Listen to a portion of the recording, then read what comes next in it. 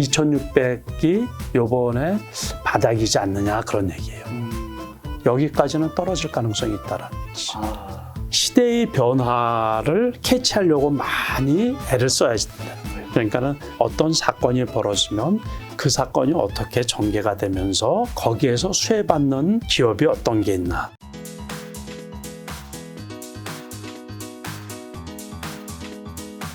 오늘도 역시나 또 아주 급락을 해가지고 네. 또 47포인트 코스피 기준은 47포인트가 떨어져서 그 2600 오늘 마감이 2657포인트. 그래도 2600포인트까지 조금 남았는데 네. 이제 조금 걱정스럽죠. 전저점을 미국 같은 경우 지금 나스닥 같은 경우가 52주 네. 신저가니까. 네. 네, 그러니까는 우리도 이제 쫓아갈까봐 그래서 2,600이 깨질까봐 이제 걱정이 좀 되죠. 아주 조금 어려운 상황입니다. 지금 나스닥 얘기해 주셔서 네. 최근에 넷플릭스가 네, 아주 급락을 했죠. 분기 가입자 수 20만 명 감소하면 주가가 한 35% 폭락한 날이 예, 있잖아요. 예, 그렇죠. 요런 걸 가지고 네. 이제 양축으로 좀 나뉘더라고요. 예, 누군가는 이제 네. 진짜 조심해야 된다. 네. 넷플릭스가 영원한 1등이지 않다. 지금 또 따라오는 뭐 애플 뭐 예, 예. 많다. 너무 OTT. 많으니까 OTT가 이렇게 너무 얘기하신 많으니까. 분들도 있고 예. 또 한 측은 넷플릭스의 그 경쟁력은 사라지지 않았다. 그렇죠. 그래서 이럴 때가 언제 주식 이럴 때 사는 거다라고 얘기한 분이 있던데 대표님 어떻게 저는 보세요? 이제 안 그렇게 봐요. 그러니까는 그 얘기를 아주 가까운 사람하고 얼마 전에 얘기를 조금 나눴거든요. 그러니까 넷플릭스 같은 경우 고점이 700불 정도 되죠. 고점이. 그런데 지금 250불 정도 되니까는 네. 되게 많이 떨어졌죠. 그리고 지난번 말씀하신 것처럼 올해만 해도 이제 60% 넘게 떨어졌는데 지난번에 35% 급락을 했고, 그런데 그게 이제 과거에 물론 성장주죠. 성장주라고 해서 그것도 코로나 이후에 회원수가 급속히 증가한 영향도 있고, 그렇죠. 또 우리가 소위 말해서 방콕 하다 보니까 많이 봤죠. 영화관도 못 가고 그러니까는 넷플릭스나 뭐 기타 OTT 그런 거 시청을 하자. 게임도 역시 마찬가지고. 그렇죠. 그래서 그런 걸 많이 했는데 지금 어차피 이제 엔데믹으로 위드 코로나로 가면서 지금 다 거리두기가 해제가 된 상태잖아요. 네. 그러다 보니까 이제 그런 주식들이 상대적으로 또 과거에 너무 많이 오른 데다가 그러다 보니까 경쟁도 치열하고 그래서 제가 보기에는 다른 쪽으로 이제 사업을 이렇게 전환시켜야지 그쪽에서는 이제 빼먹을 만큼 웬만큼 다 빼먹지 않았나 이제 그런 생각이 드는 거예요. 지금 말씀하신 것처럼 디즈니 플러스라든가 뭐 국내 OTT 같은 티빙이라든가 되게 많이 나오잖아요. 그러다 보니까는 제한된 그 회원을 가지고 이제 나눠 먹기식이 돼버리는 것이죠. 그 서로 빼먹기 식으로. 그러니까는 저도 그 넷플릭스를 이렇게 보는데 어느 순간에 이렇게 보니까는 이게 볼 게 없는 거예요. 요즘에. 그렇게 많은 게 있는데 왜 볼 게 없을까요? 그러니까 또 그것도 보니까는 이거 회비 빠져나가는 거 보면 아까운 생각도 좀 들고 그래서 그렇게 이제 고민하고 있거든요. 그러니까 투자 관점에서는 많이 떨어졌다고 해서 제 입장에서 제가 보는 관점에서는 그렇다고 진입하기에는 조금 좀 머뭇거리는 그런 그렇구나. 그러면서 이제 다른 성장주들이 동반 급락을 하는 그런 형국이죠, 지금 시장이. 자, 저희가 지난번에 이제 남석관 대표님과 또 그 김작가 TV에 나왔던 스윙 트레이더 성현우 선생님이랑 같이 식사를 한번 했었잖아요. 그때 이제 두 분 다 하신 얘기 중에 공통된 것 중 하나가 요즘 참 힘들다. 힘들죠. 요즘 주식 투자하기 너무 힘든 것 같다 얘기해 주셨는데 지금 대표님께서는 지금 주식 하시면서 가장 큰 고민은 좀 어떤 걸까요? 역시 이제 대형주죠, 대형주. 대형주를 어쨌든 저도 이제 갖고 있으니까는 제가 이제 주로 대형주를 뭐 이것저것 많이 갖고 있는 게 아니고 기아차하고 삼성전자가 있는데 기아차는 요번에 8만 원 넘을 때 다 매도를 했어요, 그냥.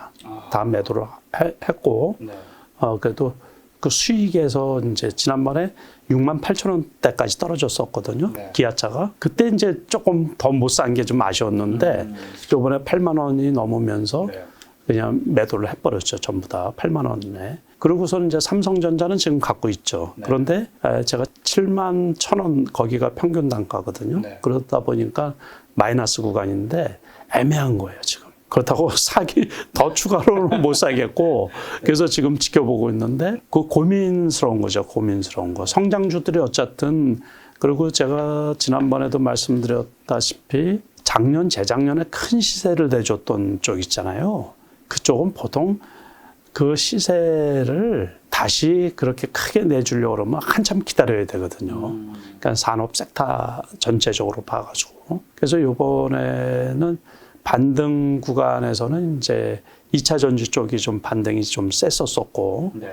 그러고서 현대중공업 같은 그 조선주 있죠. 그런 쪽은 이제 그 좀 차트도 좋고 꽤 많이 올라갔죠. 그 저가 대비해가지고. 그래서 일부만 그렇고, 그러니까 요게 이제 지금 제가 보기에는 이 미국의 그 나스닥이 하락이 언제 멈출 건가. 네. 그거에 대한 고민이 좀 많이 있죠. 자, 지금 기아 이제 파셨다고 했는데 아까 얼마에 8만 원. 8만 원. 요 날. 아, 파셨던 거고. 원래는 어느 정도 사셨던 건가요? 이거 네. 그래도 여기서쯤에 샀을 거예요, 여기. 여기. 약간의 이익은 보시긴 했지만 네. 지금 판이신 이유가 그나마 이게 장 전체를 조금 불안하게 보니까 어느 정도 이렇게 추세를 타고서 지금 많이 왔거든요. 네. 그래서 여기가 이제 어떻게 보면 매물대지.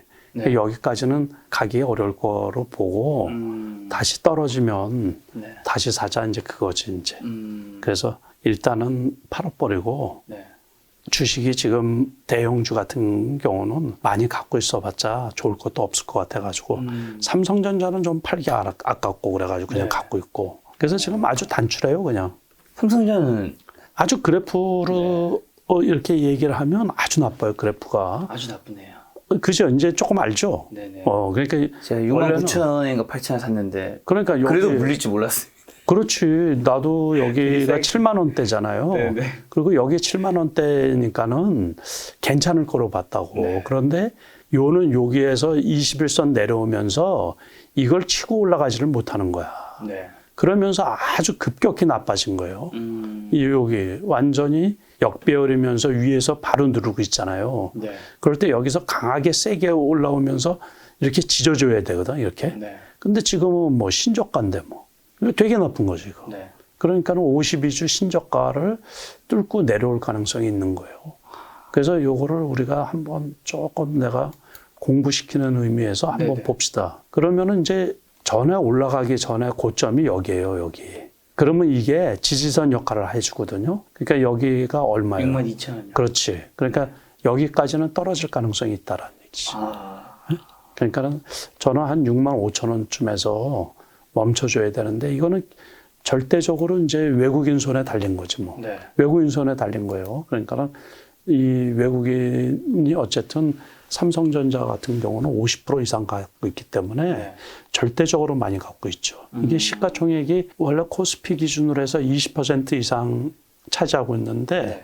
지금은 원체 많이 떨어지다 보니까 지금 한 18% 정도 된다고 이렇게 얘기를 하는데 아무튼 그 반도체가 실적도 되게 좋잖아요. 그러니까 삼성전자도 그렇고 SK 하이닉스도 그렇고 그런데 이제 제가 볼 때는 외국인들이 팔아먹기가 좋다는 얘기죠. 원체 많이 갖고 있는데, 예? 그러니까는 뭐, 우리나라 증시가 어쨌든 신흥국 증시에 포함이 되어 있고, 그 선진국 증시에는 아직 편입이 된 게 아니고 이러다 보니까는 어떻게 보면 이것도 성장주죠. 성장주라고 할 수 있다 보니까는 이제 세계적으로 글로벌 시장의 경제 성장률 예측하기를 별로 이렇게 긍정적이지 못하단 말이에요. 네. 그리고 요번에 미 연준에서 이제 금리 인상, 급격한 금리 인상, 네.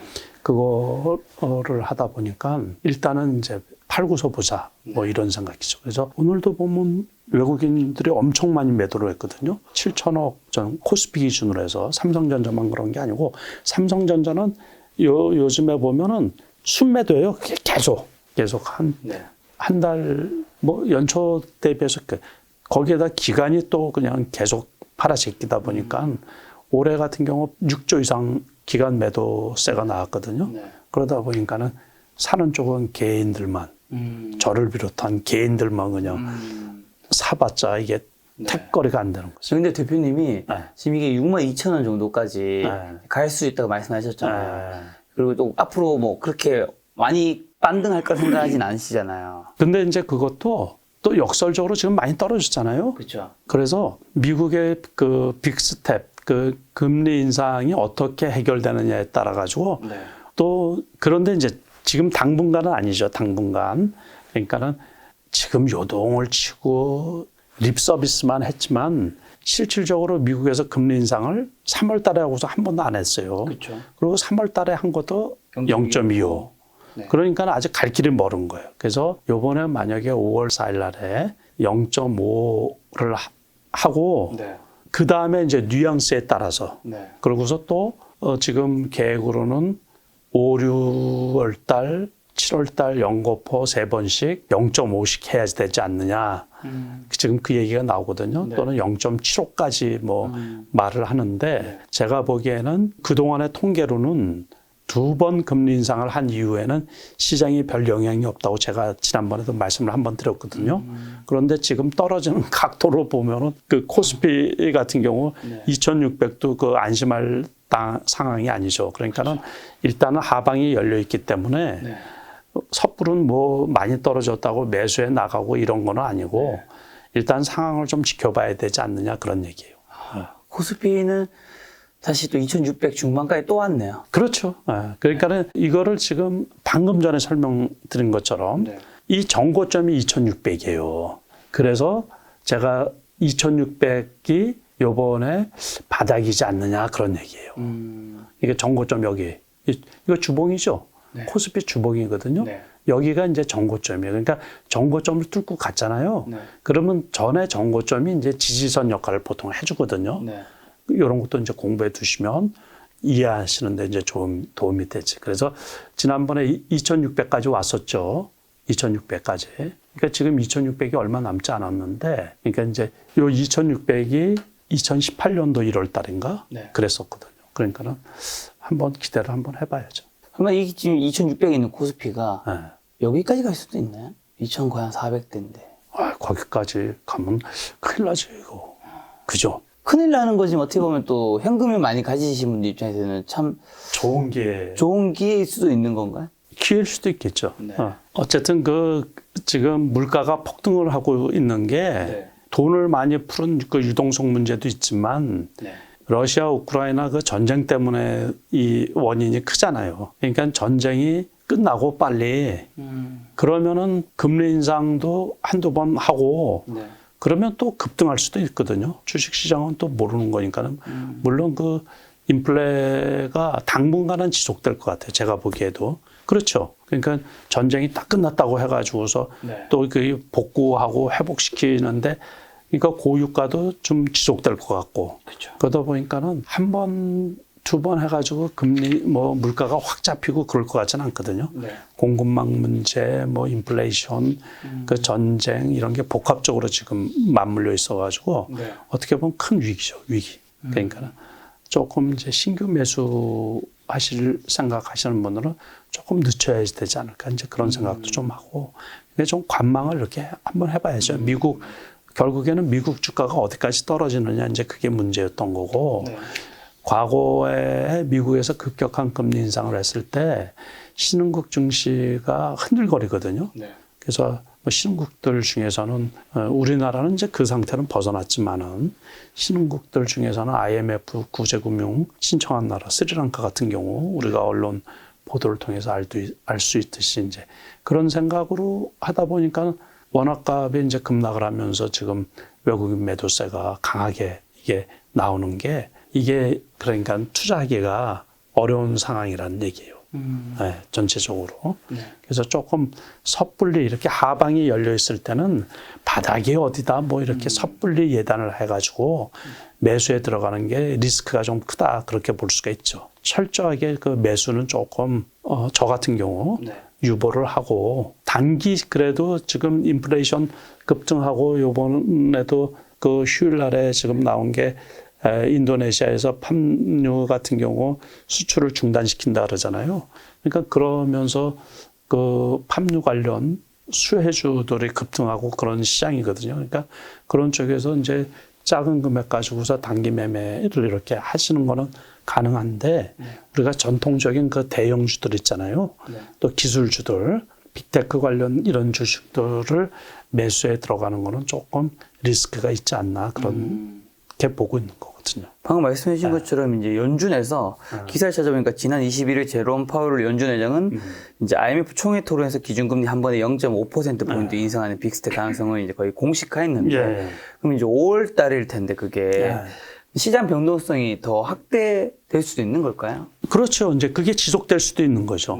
그래서 섣부르게 우리가 이제 어떤 여기가 바닥이다 뭐 이렇게 하지 말자 그런 얘기예요. 그래서 미국 주가하고 미국의 이제 연준의 제스처하고 같이 이렇게 살펴보면서 시장을 조금 냉철하게 그리고 조금 바라보고서 바닥 확인 후에 또 주식이 어느 정도 바닥을 다지고서 턴한 후에 매수에 들어가도 괜찮거든요. 그러니까 실탄을 떨어질 때 다 써버리면은 정작 써야 될 때 실탄이 없잖아요. 그렇죠.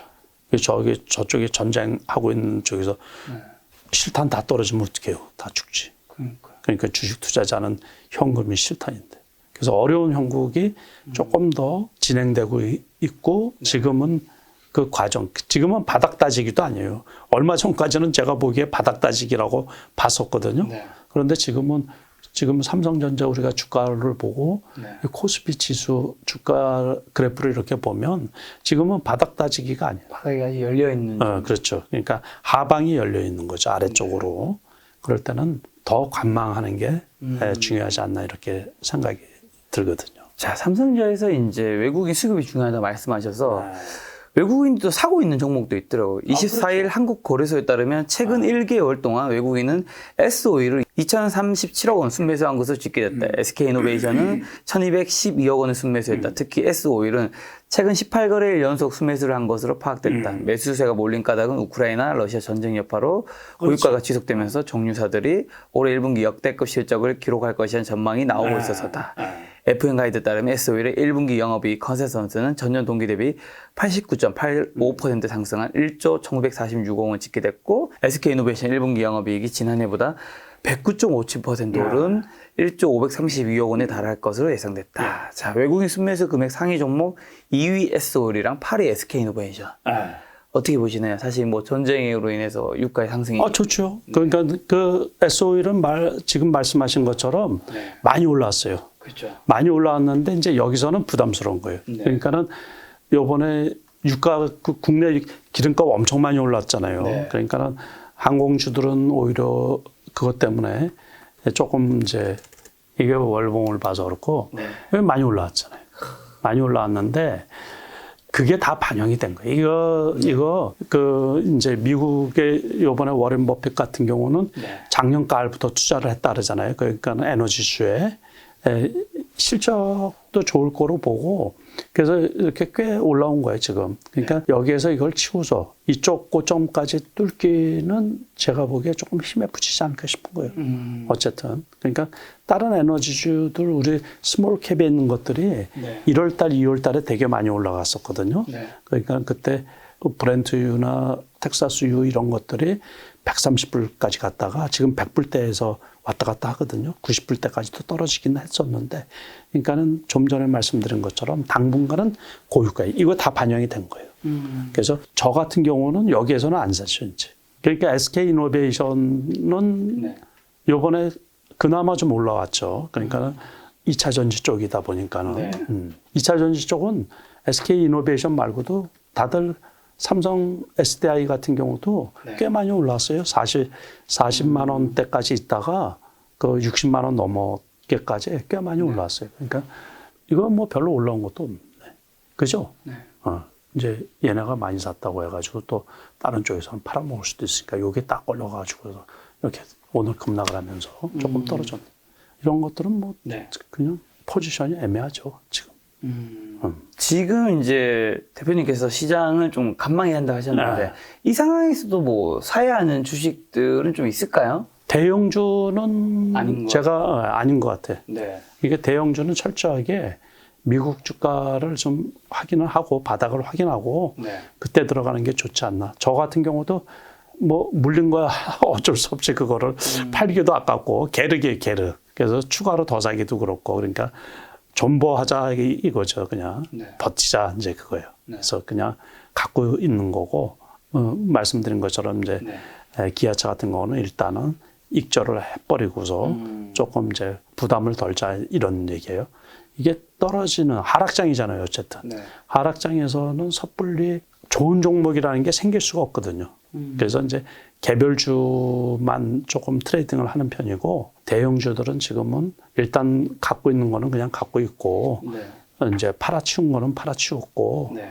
추가로 지금 매수는 안 하는 편이거든요. 네. 그냥 갖고 있는 편. 그럼 중소형주 중에서는 혹시 많죠, 그거는. 어떤 것도 좀 요즘에 아니, 그거 많잖아요, 그거. 그거 뭐예요? 저기 에그플레이션 네네. 관련 곡물 사료 관련주들 그런 것들은 오늘도 상한가를 먹은 그냥 또 방송 보시는 분들 또 속상하시면 안 되니까. 오늘 상한가 먹은 종목도 어떤 것들이 좀 있을까요? 아니, 그 사료 관련주들 있잖아요. 그 네. 고려산업 같은 거 점상인데 갭상승 아니에요, 이게. 그 한탑 같은 거. 이거는 이제 네. 여기까지 떨어졌다가 갭상승으로 나와서 이게 투자 주의가 붙은 거거든요. 네. 그러니까는 제가 갖고 있으니까 잘 알죠. 음. 과거에 영남제분이었던 거예요. 근데 이름이 바뀌어가지고 밀가루잖아요. 그러니까 곡물이니까 밀가루 값 많이 오르잖아요, 지금. 그러니까는 칼국수집도 그 밀가루 가격 인상 때문에 칼국수 값도 올리고 막 그래야 되잖아요, 지금 식탁 물가가. 그게 그렇죠. 우리가 에그플레이션이라는 것도 이제 스태그플레이션이란 말은 많이 들어보셨죠. 네. 그러니까 스태그플레이션은 이제 저성장이면서 성장은 안 되는데 물가만 올라가는 거죠. 그렇죠. 그런데 그 중에서도 이제 에그플레이션은 식탁 물가가 올라가는 거예요. 이게. 그러니까 이게 먹고 사는 게 중요한데 요번에 좀 안타까운 게 세계 4대 곡창 지역에 다 문제가 발생한 거예요. 아르헨티나나 뭐 이런 데도 곡창지대고 네. 그런데 그런 데는 또 이 비가 제대로 안 오고 가뭄이 들고 막 이래가지고서 네. 그랬던 거고 우크라이나 같은 경우는 전쟁 때문에 이놈의 그런데 농산물 부족이라는 게 다른 제조업체하고 틀리게 금방 찍어내는 게 아니잖아요. 이게 어쨌든 시간이 필요하죠. 그러니까 올해 내내 이 곡물은 이게 심각한 거란 말이에요. 네네. 그러다 보니까는 지난번에 한일 사료 같은 경우는 아주 급등을 해도 보통 급등을 한 게 아니에요. 그래서 3,000원, 2,000원대 있던 게 그래 13,000원까지 올라갔거든요. 네. 투자 위험까지 붙고서 그냥 급등을 했는데 제가 속이 무진장 상하죠. 이게. 이날 사놓고서 너무 일찍 팔아가지고 속이 상해가지고 제가 야, 불과 10일 전에 네. 10일 만에 5배 오른 거네요, 거의. 이게 이제 물론 사료도 하지만은 주가 저거거든요. 미국산 수입 쇠고기. 네. 근데 그 미국산 수입 쇠고기가 요날 올라가기 전에 나온 게 뭐였냐면 미국산 수입 쇠고기 가격이 급등을 하다 보니까는 한우 고기를 먹자, 한우 소고기를 먹자 그 뉴스가 나왔던 거예요. 그래서 저도 너무 일찍 팔아가지고 네. 참 마음이 많이 아프죠. 근데 아무튼 이건 투기적인 종목이에요. 네. 투자 경고에 들어가서 거래 정지가 되고서도 이틀 연속 상한가. 네. 오늘 급락하다가 역시 이제 보합권으로 이렇게 마감이 됐는데 네. 그렇다고 이런 주식은 절대로 따라서 사시면 안 되죠. 기업 가치가 이렇게 많이 올라갈 수 있겠어요. 그죠? 그러니까 어떤 투기 세력들이 들어와 가지고서 네. 하는 거라 지금은 이제 조심해야죠. 이런 것들은. 그런데 아무튼 지금 이제 에그플레이션 그 영향으로 인해 가지고 그 수혜를 받는 업종 지금 대두값도 엄청 올랐잖아요. 네. 그러니까는 중국 같은 경우가 대두 사용량이 세계 최고인데 네. 그러니까 콩 그래서 어제 이제 그 팜유 인도네시아 수출 금지 이러다 보니까 신성홀딩스 같은 경우 장 만드는 회사 아니에요. 장 그런 회사가 또 상한가가 오고 그랬죠. 지금 이것도 보시면 네. 이게 이제 대두 관련 주식이라 그래가지고 이게 점상이었죠. 점상. 네. 점상 나왔다가 풀렸다가 다시 말았는데 이거는 또 조금만 사갖고 있었어요. 많이 사갖고 있는 거는, 이게, 결국, 그래야 되는데. 그죠? 뭐, 아무튼, 이런 쪽들이, 지난번에 이제 이 흐름을 잠깐 보시면, 우크라이나 전쟁 터지고서 에너지 값이 급등을 하면서 GSE라든가 대성에너지라든가 중앙에너비스라든가 이런 것들이 급등을 했었거든요. 그러고서 이제 초기에는 미래생명자원 이런 것들이 또 급등을 했었어요. 그러니까 누보라는 회사도 있는데 이런 회사들이 이제 너무 많이 올라가다 보니까 또 효성 OMB 그런 것들 이제 올라가고 그 다음에 이제 손바뀜으로 해가지고서 다른 것들이 이제 뭐 오늘 같은 경우는 또 팜스토리 이게 팜스토리 같은 경우는 양돈하는 데죠 주로 이런데 또 주가가 급등을 하고 그러니까 개별주 제가 작년 가을부터 말씀을 드렸는데 그죠? 개별주. 그러니까 그 지수가 부진하고 그럴 때는 개별주에 좀 집중을 하라. 그래서 시장 중심주라고 제가 누차 말씀을 드렸었거든요. 그런 이런 쪽에서는 수익 날 종목들이 계속 있으니까 너무 또 이런 거는 근데 전업 투자자 아니신 분들은 좀 어렵죠. 하시기가. 그러니까 직장일 하시면서 이제 보기엔 그래도 또 그게 불가능한 건 아니죠. 쉬고 있을 때 샀으면 충분했었으니까. 그죠? 그 예측을 좀 하고서 이게 오늘 같은 경우도 이렇게 점상으로 간 게 아니고 쭉 올라간 거니까 아침부터 해가지고서 올라간 거니까 이런 거는 이제 지난주에 조금 사놓은 거거든요. 그러니까 아마 한두 달 더 주가가 지지부진할 수가 있어요. 그래서 그럴 때는 이제 개별 종목에 조금 집중을 하시는 게 좋지 않을까 이렇게 생각이 들거든요. 그러니까 그런 때는 그 대신 많이 올라간 거는 항상 리스크가 따르니까 그 손바뀜 이렇게 빨리빨리 대응을 좀 잘 하셔야 되고 그리고 주식 투자에서 실패하는 단 한 가지 원인은 높은 주식 사서 그런 거거든요. 그러니까 이런 테마주 뭐 이런 개별주에서 특정 세력이 개입이 돼가지고 주가가 많이 올라간 것들 이런 것들은 그 많이 올라간 주식들은 아니다 싶으면 빨리 손절해야 되거든요. 그게 대응이 가능하신 분들만 이렇게 이제 투자에 임하시는 게 좋지 않을까 이렇게 생각이 들거든요. 자, 이번에는 이제 대표님께서 이 중소형주는 어쨌든 오르는 종목들이 있다고 말씀해 주셔가지고 제가 또 기사를 찾아보니까 증권사에서 꼽은 또 유망 중소형주가 있더라고요. 보니까 한국경제신문에서 나온 건데 9개 증권사의 스몰캡 애널리스트로부터 올해 주가 재평가 가능성이 높은 중소형주를 이제 28개 추천받았다고 하더라고요. 그 28개가 이제 여기 영상에 나오고 있을 텐데 여기 이제 뭐 인터로저, 정다운, 뭐 넥스틴 여기 총 26개 있는데 혹시 이 중에서 대표님 좀 좋게 생각하신 종목도 있고 뭐 그런 것도 있을까요? 그것도 있고 좀 차트를 한 번씩 봐도 괜찮고. 좋습니다. 제가 그러면 여기 기사에 나왔던 내용을 좀 하면서 그 종목에 대해서 이제 대표님의 차트를 함께 분석해서 보는 걸로 우리가 증권사가 좋다고 해서 이거 사면 안 되는 거니까요. 그렇죠. 자, 두 곳 이상 증권사가 유망하다고 꼽은 종목은 인터로저가 유일했다. KB증권가 하이투자증권이 추천한 인터로저는 국내 1위 콘텐츠 렌즈 제조업체다. 국내에서 자체 브랜드로 클라렌을 운영하고 해외 고객사를 대상으로 제조업자 개발 생산, ODM 사업을 하고 있다. 리오프닝 시소와 더불어 신제품 출시, 해외 진출 확대 등으로 실적이 개선될 것이라는 분석이 나온다. 성현동 KB증권 연구원은 지난해 세계 4대 콘텐츠 렌즈 업체를 신규 ODM 고객사를 확보하면서 해외 매출이 크게 증가할 것이라고 말했다. 금융정보업체 FN가이드에 따르면 인트로저의 올해 연간 영업이익 컨센서스 증권사 추정치 평균은 전년 대비 38.7% 증가한 391억 원이다.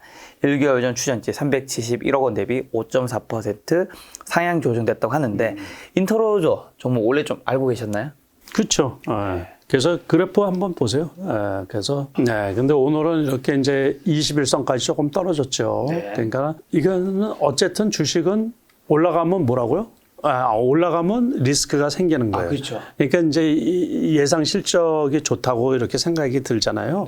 그게 선반영이 되는 거예요. 그래서 올라가는 거거든요. 그러니까 올라갔을 때는 무조건 사지 마라. 그러니까 아무리 전망이 좋아도 그러고서 지금처럼 이렇게 떨어져서 최소한 61선, 21선도 조금 제가 보기에는 높아 보이거든요.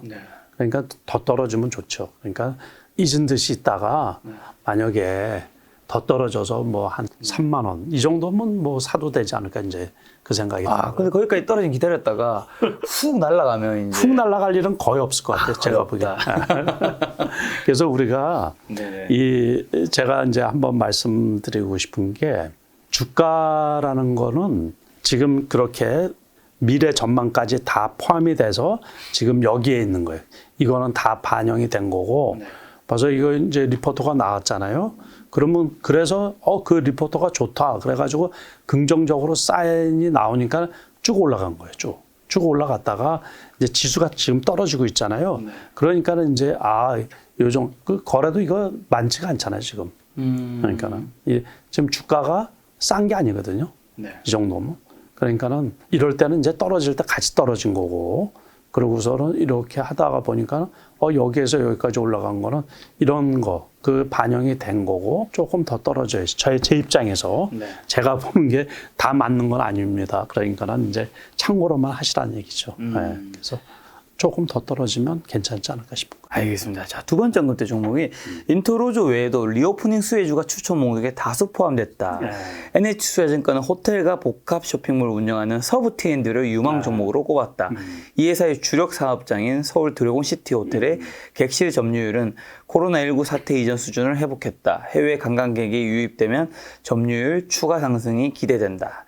내년부터 이 호텔에 그랜드 코리아 레저 GKL 카지노 시설이 입점하기 때문에 10년간 추가 임대 수익이 발생할 것으로 예상된다. 일단 이 의견에는 동의를 하시나요? 동의를 하죠. 이게 서부 T&D는 원래 자산주예요, 자산주. 자산주. 자산 가치가 과거에 자산주라는 말이 20년도 더 됐죠. 그때 한때 이제 자산주라 그래가지고 부동산을 많이 갖고 있는, 물론 현금성 자산을 갖고 있을 수도 있는데 또는 이제 우리가 전통적으로 자산주 그러면 이제 부동산을 많이 갖고 있는, 땅을 많이 갖고 있는 이건 전형적인 그 부동산 자산주인데, 그때 이쪽에는 이렇게 얼마 전에 이렇게 급등을 했었잖아요. 거래량이 되게 터졌죠. 많이 올라갔다가 급락을 한 거죠. 이때가 언제인 줄 아세요? 3월 20일인데 뭐 특별한 날이었나요? 용산에 윤석열 당선인이 그러면서 이제 이게 수혜주다 그래가지고서 급등을 했다가 급등이 아니고 급등해서 나온 거죠. 그러니까 전날 시간에 상한가 가가지고 급등했다 나왔다가 그냥 쭉 떨어졌던 거죠. 그래서 요럴 때 요 며칠 동안 이렇게 다지잖아요. 요럴 때는 사도 되는데 지금은 일단 21선에서 이탈했죠. 요거 좀 무거운 주식이에요. 그러니까 추천하신 분이 뭐 잘 알아서 추천을 하셨겠지만은 저 같은 경우는 별로 안 좋아하는 주식이라. 그렇죠. 안 좋아하실 수 있죠. 거래량도 많지 않고 제가 거래량 많지 않은 주식은 별로 잘 안. 아무래도 트레이딩을 좀 중심적으로 많이 하시니까 한참 기다려야 되는 주식이고 기업 가치는 상당히 좋은 거예요. 그러니까는 말씀하신 것처럼 리오프닝 관련해 가지고 호텔도 있고 복합 쇼핑몰도 있고 뭐 그러니까는 어쨌든 그런 쪽에서 회사는 되게 제가 보기에 괜찮은 회사거든요. 자, 다음 종목 좀 말씀드리면 또 대신증권에서는 미용 의료기기 업체인 루트노닉을 추천하셨는데 한경래 대신증권 연구원은 루트노닉은 미국, 유럽 등 선진국 시장에 주로 수출하고 있어 리오프닝에 직접적 수혜를 받고 있다면 통상 1분기가 비수기임에도 올해 1분기는 작년 최성수기인 4분기에 맞먹을 정도로 높은 수준의 실적이 예상된다고 말했다. 이거 꾸준히 올라간 거예요. 꾸준히. 그런데 이제 오늘 이렇게 보시면 아시겠지만 기술적으로 21선에서 이탈을 했단 말이에요. 그러면은 조금 우리가 지금 사기는 좀 애매한 거죠. 일단은 기술적으로 이게 떨어졌으니까 61선까지 떨어질는지 좀 이만큼 올라간 거는 많이 올라갔잖아요. 그러니까 여기 이쪽에서 올라간 게 18,000원부터 3만 원 될 때까지 올라갔으니까는 거의 30% 이상, 40% 정도 올라갔네. 아무튼 이렇게 이제 그래프가 훼손이 됐으면 조금, 물론 여기서 다시 치고 올라갈 수가 있겠지만 그러기는 지금 시장 분위기가 우호적이지 않다. 그렇죠. 그래서 조금 더 떨어질 때까지 한번 떨어지는 거. 이렇게 떨어질 때는 섣불리 중간에서 사기보다는 나중에 어떻게 움직이는지 지켜볼 필요가 있지 않나 이런 얘기죠. 그러니까 지금 말씀하신 것처럼 리오프닝 관련주, 미용 기기, 의료 기기 또 이제 그쪽 회사는 다 좋죠. 그게 다 반영이 된 겁니다. 네. 자, NH투자증권에서 추천한 종목이 있는데 현대이지웰은 가치투자명가 VIP자산운용이 지분 5.33%를 보유하고 있다. 현대이지웰은 국내 최대 기업 복지몰을 운영한다. 작년 3월 현대백화점 그룹에 인수되면서 범현대 계열사 수주가 늘어날 것으로 기대된다. NH투자증권은 국내 1위 온라인 종합결제 사업자인 NHN 한국사이버결제도 추천했다 했는데 일단은 이제 현대이지웰. 이게 거래량이 이게 별로 없는 주식이에요. 이것도 원래. 네. 그런데 여기까지 떨어져 있으니까는 딱 닿으니까 조금 반등했죠. 네. 오늘 300원 떨어졌는데. 그렇죠. 그러니까 저 역시 이 주식은 별로 안 좋아하는 주식. 회사는 좋은 회사. 네. 네, 그러니까 투자자분들이 이렇게 보시고서 지금 말씀하신 것처럼 건강물 뭐 이래서 여러 가지 사업을 하고 있는데 주력 회사가 그래도 대기업이니까는 성장 가능성이 좀 있다고 보면 되겠죠. 가치 투자 관점에서는 좀 괜찮지 않을까 이렇게 생각이 들고 지금은 일단은 여기까지 떨어져 있으니까 좋네요, 그죠? 오히려 그런데 이것도 또 깨고 더 떨어질 수도 있고 주식이라는 건 모르니까. 그렇죠. 네, 그래서 이런 것도 이제 가치 투자 관점에서는 괜찮지 않을까 싶어요. 가치 투자 관점에서 좋다고 하셔서 사실 VIP 자산운용 우리나라 가치 투자로 유명한 회사 중 하나잖아요. 아, 그렇죠. 이런 데가 또 사실 지분 5.33% 보유하는 거는 결국 작은 금액이 아닐 텐데. 그렇죠. 꾸준히 사고 배당받고 그런 거죠. 만약에 이런 거 지분 공시로 이제 보고 개인이 따라 들어가도 될 때와 안 따라 들어가야 될 때는 좀 혹시나 어떻게 구분할 수 있을까요? 아, 그거는 이제 자기 취향이죠. 자기 취향 어떻게 보면 그 과거에는 어떤 특정한 슈퍼게임이라든가 또는 아니면 특정한 지금 말씀하신 믿을 만한 회사에서 저 주식을 샀다 그러면 쭉 추격 매수하는 경우가 있었거든요. 그런데 이제 지금은 그 개인 투자가들도 실력이 원체 뛰어나고 그래가지고 자기 형편, 자기가 좋아하는 선호도가 높은 그런 주식들을 사는 경우가 상당히 많이 있거든요. 그러니까 그래서 요즘에는 개인 투자가들 실력이 대단해요. 그래서 그렇다고 해가지고 큰 그 자산운용사 이런 데서 매수를 했다고 또는 연기금이 샀다고 해가지고 무조건 따라 들어가지 마라. 수익률이 좋은 거는 절대 아니거든요. 연기금 뭐 1년 수익률 이렇게 보면 아주 형편없을 때도 있잖아요. 결국에 장이 좋을 때는 거기도 이제 수익이 나는 거고 좀 우리가 주식 투자 전문으로 하는 증권회사 같은 경우도 요번에 채권 수익률 같은 경우에서 큰 손실이 지금 발생하고 있거든요. 그런 경우 되게 많아요. 증권회사가 주식 옛날에 잘했으면 부도나고 망하지 않았겠죠, 전부 다. 네, 그러니까 그런 거는 믿을 게 아니고 투자는 오로지 자기 책임하에 자기가 어느 정도 준비되어 있느냐. 우리가 이런 리포터 나오는 거는 저도 이제 각 증권회사, 그래서 어떤 증권회사 리포터가 좀 괜찮고 어디는 조금 좀 부족하고 이제 이런 게 나름 판단이 쓸 때가 있거든요. 그래서 자기 실력을 길러서 자기 취향에 맞는 이제 종목. 이거 괜찮은데 공감할 수 있을 때 그거를 사야지 증권회사에서 리포터로 나왔다고 하면 벌써 주가가 올라가는 경우도 있어요. 그러니까는 원래는 기업 탐방을 하고서 리포터를 쓰는 경우가 많이 있잖아요. 그러니까는 저기에서 그게 장이 좋을 때는 그래요. 그래서 리서치 센터에서 어떤 기업을 탐방했다. 그래서 리포터 나오기 전에 벌써 그게 그 주변 사람들은 알 거 아니에요. 원래 이해상충 면에서 그런 게 오픈되고 그러면 안 되는데 그래서 미리 리포터 나오기 전에 주가가 보통 올라가 있는 경우가 상당히 많아요. 장이 좋을 때. 그럴 때는 추세가 계속 가니까는 그럴 때는 조금 늦게라도 올라타도 괜찮은데 지금은 장이 그렇지가 않죠. 그러니까는 벌써 많이 올라간 주식을 사기는 부담스럽다는 얘기예요. 리포터가 나온 거. 그리고 지금 대표님 말씀 들어보니까 생각나는 게 장이 참 중요하다라는. 그리고 장이 그럼요. 상승한 장에서 내가 돈을 벌기 쉽지 어려운 장에서는 그럼요. 좀 어렵다라는 말씀해 주신 것 같은데. 그렇죠. 그러면서 우리가 이제 흔히 2020년 그때 그 상승장을 얘기하면서 그때 참 주식하기 좋았다 얘기 많이 좋았죠. 하시지만 그럼요. 생각해 보면 그때로 제가 돌아가서 생각을 해보면 그때도 시장에 그런 얘기 되게 많았거든요. 이거 잠깐의 반등이야. 더블 딥 온다. 이게 오를 수 있다. 조심해라. 그러니까 지나고 보니까 이 상승장이 너무 컸기 때문에 쉬었던 거 그렇지. 보이지만 그때는 참 어려웠던 것 같아요. 아, 그럼요. 그 당시에 그것도. 들어간다면.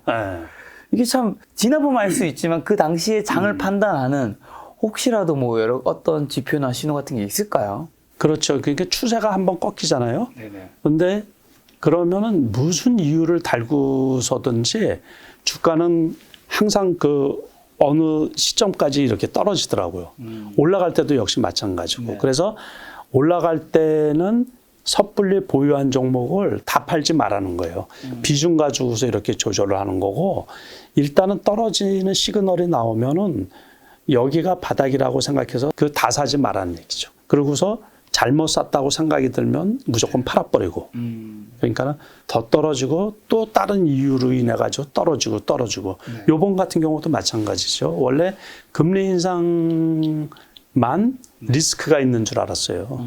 그리고 우크라이나 전쟁 터질 줄은 그거는 누가 알았겠어요. 또 이게 초기에만 해도 단기전으로 그냥 끝나고 그럴 줄 알았는데 이게 지금 장기전으로 가면서 세계 경제에 더 심각한 영향을 미치고 있는 거거든요. 그래서 그런 거를 우리가 흔히 말해서 섣불론 예측하기가 되게 어렵죠. 그러니까 저도 눈치를 이렇게 보는 거예요. 눈치. 시장 눈치를 보고서 아, 이게 조금 오래 갈 것 같다 그러면 손절할 때는 그냥 가감히 손절을 해버리고 그러고서 살 때는 제가 항상 조심하는 게 조금 덜 먹더라도 바닥을 확인하고서 터닝할 때 사자 그런 얘기예요. 그러니까 그래야지 자기 자산을 지킬 수가 있는 거거든요. 실탄이라 그랬잖아요. 항상 전쟁. 이 주식시장은 전업 투자자 입장에서는 항상 전쟁터거든요. 거기에서 실탄이 떨어지면 끝났죠. 그냥 끝나는 거죠. 그러니까는 실탄이 안 떨어지게끔. 그리고 지금 방금 말씀하신 것처럼 시장을 이기는 투자는 되게 어려운 거예요. 제가 강의는 그 시장을 이기는 실전 투자라는 강의로 그 대면 강의할 때, 그러니까 코로나 이전에 상당히 많이 했는데, 결국에서 보면은 장을 이기기는 어렵고, 어려울 때는 좀 피하는 게 좋은 거죠. 조금 참고 기다렸다가, 기다리면 항상 기회는 오거든요. 그러니까는 기다렸다가 이 주식 격언 중에 떨어지는 칼날을 잡지 말아라는 게 있거든요. 그러니까 급락하는데, 거기서 호기롭게, 이 호기롭게라는 게 통하지가 않죠. 주식시장에서는. 사느냐 죽느냐 그거고, 수익이 나느냐 손실이 발생하느냐 그런 얘기고, 결국에서 손실이 발생하는 거는 크나큰 데미지거든요. 이게 회복 불능. 다시 말해서 이 주식 투자를 돈으로 따지면 집 나간, 자기 주머니에서 나간 돈은 다시 돌아오기가 하늘의 별 따기일 수도 있어요. 영영 안 돌아올 수도 있거든요. 그래서 손실을 극대화시키는 거는 아주 큰 위험이거든요. 그래서 자를 때는 과감하게 자르고, 그 매수를 하더라도 아주 소량, 우리가 보초라 그러죠. 보초. 그 보초를 세워놓고 지켜보는 게 중요하지 않나 이렇게 생각이 드는 거예요. 자, 다음 연결될 종목은 전자담배 기기를 생산하는 이렌텍은 작년부터 증권가에서 이제 가장 주목받는 중소형주로 꼽힌다. 두 회사는 각각 대신증권가 하나금융투자의 추천을 받았다. 이엠텍과 이렌텍 주가는 최근 1년 새 각각 97.59%, 194.75% 급등했다. 이엠텍은 KTNG의 전자담배 기기인 릴 하이브리드 2.0을 공급한다. 이렌텍은 릴 솔리드 2.0을 주력으로 생산한다. 증권가에서는 담배 시장의 패러다임이 일반 관련 담배에서 전자담배 중심으로 바뀔 것이라는 전망이 나온다. 전자담배 기기를 생산하는 두 업체의 성장성이 높다는 분석이다. 이엠텍과 이렌텍의 12개월 선행 주가 수익 비율 퍼는 각각 10.7배와 9.6배로 글로벌 경쟁사인 스웨덴 롤라토 15.9배 대비 저평가되어 있다. 자, 이엠텍과 이렌텍입니다.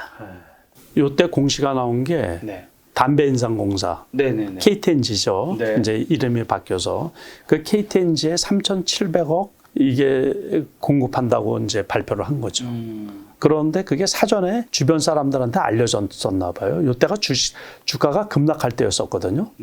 지수가. 그때에 오후 2시 반인가 그때쯤에 발표를 했는데, 월요일 날에, 요 날이네요. 2월 14일 날 월요일 날에. 그러면서 이제 주가가 급락을 한 거죠. 좀 급락. 그랬다가 다시 대반등이 일어났다가 재차 이제 재료가 소진된 거예요. 3,700억이면 무진장 많은 돈인데, 그죠? 그러면서 여기까지 떨어졌다가 그게 나온 거죠, 리포터가. 네. 그러면서 이제 급등을 했던 거죠. 그래서 제가 보기에는 단기간에 너무 많이 올라. 예? 거의 14,000원 밑에서 24,850원까지 갔으니까 만 원 이상 갔죠. 네. 그러니까 조금 떨어지면 사도 되지 않을까 싶은 거예요. 그래서 최소한 한 21선까지는 좀 떨어지면 네. 좀 사도 지금 리포터 나온 것처럼 네. 성장 가능성이 있지 않나 싶어가지고 재작년에 적자였다가 작년에 한 100억 정도 흑자 전환이 된 거죠. 그러면서 주가가 계속해서 이렇게 상승을 했었는데 네. 그 호재하고 맞물려가지고 거기 떨어지더라고요. 그러더니만 다시 대반등 쭉 떨어졌다가 이제 그 리포터 나오면서 네. 장기 성장 가능성이 있다고 하니까는 쭉 올라갔던 거예요. EMT는 EMT는 그래프가 조금 나쁘죠. 그것보다. 네. 요거는 가격이 조금 높으니까. 그리고 거래가 그렇게 많은 편은 아니죠. 그래도 21선이 우리가 버티는지 보고서 네. 그때 사자고요. 만약에 이거를 못 버티고 그러면 조금 더 기다려 보고서 터닝하는 거. 이것도 역시 요때 리포터가 나온 거 요때. 그러니까 리포터 나온 시기가 비슷해요. 자, 그 다음 종목은 동방성기인데 증권사 한 곳 이상의 실적 추정치가 있는 24개 종목 가운데 올해 영업이익 증가율 전년 대비 가장 높을 것으로 예상되는 기업은 동방성기다.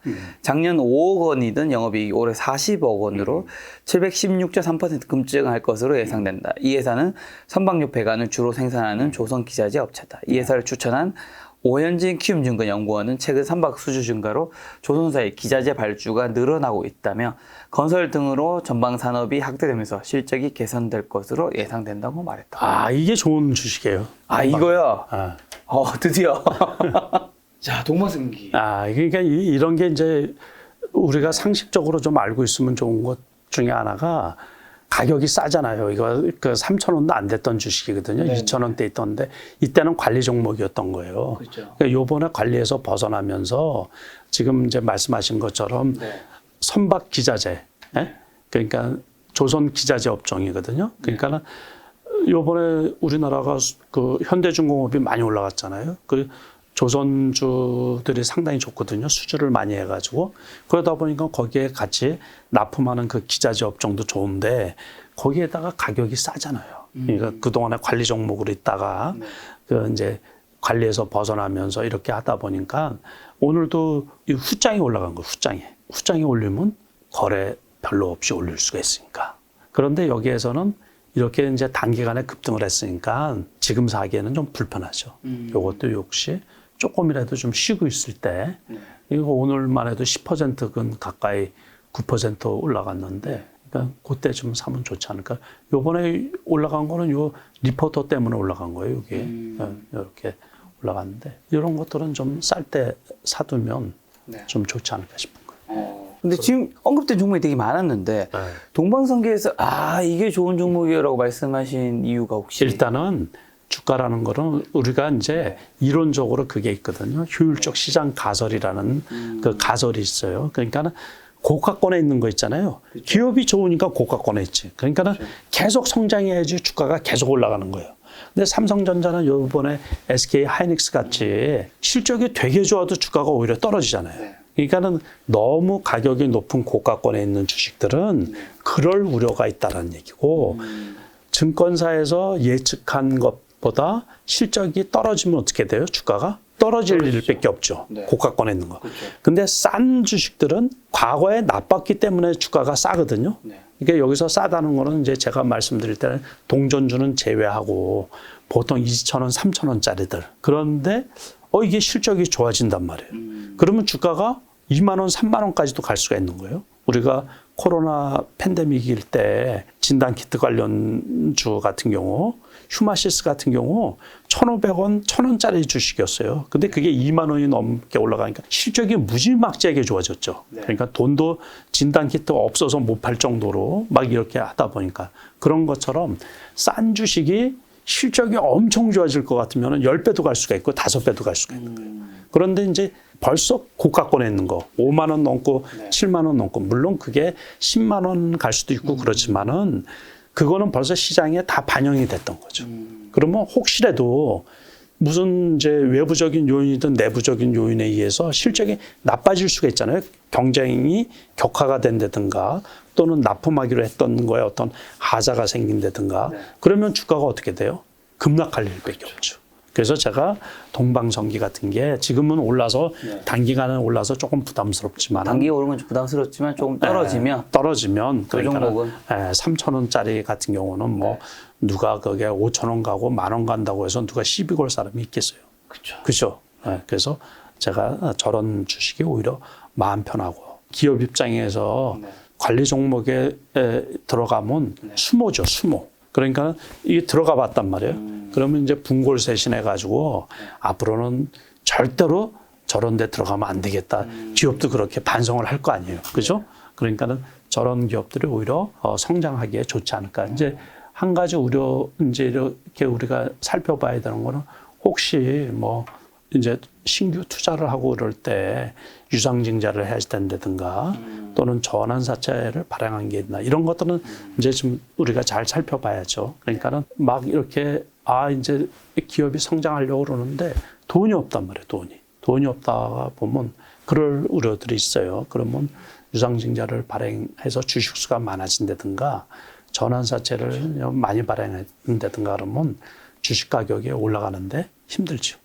그래서 우리가 또 단순 가격이 싼 주식들은 그런 리스크가 있으니까 투자자분들이 그런 것도 또 잘 살펴봐야 돼요. 자, 아까 언급된 서부 T&D 같은 경우 기사 말미 이런 게 있더라고요. 작년 53억 원의 영업 손실을 냈지만 올해 221억 원 흑자로 돌아설 것으로 증권사에 보고 있다는 거는 이게 턴어라운드 하는 거잖아요. 그렇죠. 이런 거는 지금 이미 다 반영된 걸까요? 주가에? 아니면 어느 정도 반영돼 있죠. 그러니까는 그때 이제 뭐로 손실이 났는지 모르지만 자산주라 그랬잖아요. 자산주. 그러니까는 이제 회사가 그 정도 손실은 뭐 커버하기에 충분할 거다. 그러니까는 복합 쇼핑몰도 있다 그랬잖아요. 그러니까 지난해 같은 경우 그게 영업이 됐겠어요. 그래. 코로나 때문에. 그러다가 이제 올해 같은 경우 제대로 이렇게 리오프닝 되면 그러면서 이제 영업이익이 좋을 거다.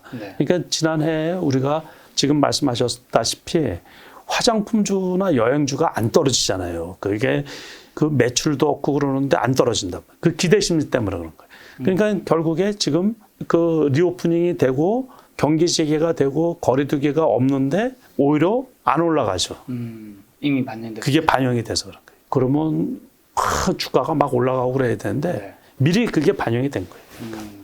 그래서 생각보다는 거리두기가 지금 해제가 됐는데도 주가들이 좀 지지부진한 면이 많이 있죠. 지금 이제 이미 뜨고 있을 텐데 국내 주요 증권사가 꼽은 유망 중소형주 이제 총 9개 증권사가 총 28개 종목을 추천한 건데 그럼 이렇게 이제 28개 중에서 대표님이 좋아하시는 거 그나마 괜찮다고 보시는 한 3개 정도는 뭘까요? 워낙 뭐 증권사들 말씀하신 종목이라서. 첨보 같은 거가 좋은 것 같아요. 첨보. 첨보가 지난번에 전환사채 2,700억인가 발행을 했거든요. 그것 때문에 요번에 이렇게 많이 떨어졌는데 여기 보면 여기가 어디예요? 바닥권이죠, 여기. 거기가 26만 원 정도 되네요. 그러니까 오늘도 이렇게 이제 반등하려고 그러는데 그래프는 별로 안 좋아요. 그러니까는 요 정도 가격이면 괜찮지 않을까. 이 첨보 참 좋은 회사라. 2차 전지. 그러니까 이런 회사들은 좀 좋은 거로 보고 있고 또 바이옵트론이라고 있거든요. 요것도 제가 보기에 일종의 그 인쇄 회로 기판, 특히 이제 애플이나 반도체 기판, 삼성전기나 애플의 반도체 회로 기판을 공급할 가능성이 상당히 높다 그러거든요. 그러니까 지금 국내 기업들 중에서 그 회로 기판 쪽이 상당히 그 성장성이 좋고 영업 실적이 상당히 좋거든요. 근데 가격이 싸잖아요. 지금 10,000원이 안 된단 말이에요. 그래서 이런 거는 좀 괜찮지 않을까 싶은 거예요. 지금 한국투자증권에서 언급한 첨보로 하나금융투자에서 언급한 바이옵트로 한 개만 또 한 건 TSE 같은 것도 괜찮은 것 같은데 TSE. 이것도 쭉 뻗고 있네. 근데 이건 차트가 너무 좋은데 가격이 많이 올랐네. 그죠? 그래서 이런 것들은 조금 좀 조심하시고. 근데 이게 거래도 적고 보니까 아주 뛰어난 회사 같으네. 실적도 좋고. 근데 너무 가격이 좋은 거는 좀 제외하시고. 차트로만 보면 이제 아셈스 같은 것도 괜찮아요. 아셈스. 대신증권에서 추천한 거네. 신규. 신규 상장주인데 이런 것도 점진적으로 이렇게 올라가는 게 신규주인데 거래도 많지 않고 이런 것들은 이제 혹시 보호예수 물량이 나온다든가 그러면 떨어질 수도 있죠. 그러니까 그거 좀 살펴보면서 하시면 지금 말씀드린 것들이 제가 보기에는 좀 괜찮지 않을까 싶어요. 네. 그래서 그 근데 아까 전에 말씀해 주신 좀 좋게 보셨던 동방성계는 지금은 안 꼽아주시네요. 아니 그거는 이제 조금 떨어져야지 이제 떨어져야지. 개별주 성향이 있으니까 네. 그거는 제가 깊이 있게 안 살펴봤어요. 그러니까는 아까 말씀드린 것처럼 혹시라도 뭐 전환사채 발행한 게 있나 이제 그런 것도 다 살펴봐야 되는데 투자하기 전에 가격이 조금 좀 낮으면 괜찮은데 아무튼 저거는 일종의 개별주 성격이죠. 동방성계. 네.